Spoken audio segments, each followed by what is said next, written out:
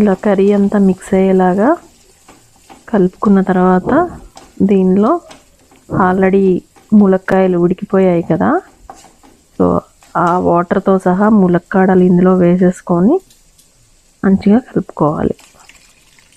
Water మీ ఇష్టం, ఇంకా కావాలి అనుకుంటే ఇంకొంచెం యాడ్ చేసుకోవచ్చు.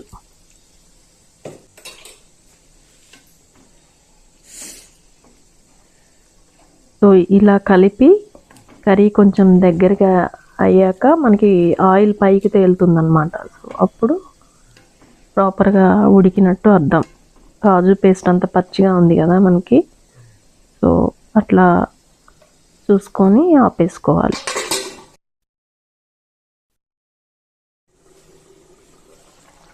చూసారా ఎంత కలర్ఫుల్గా ఎంత బాగుందో.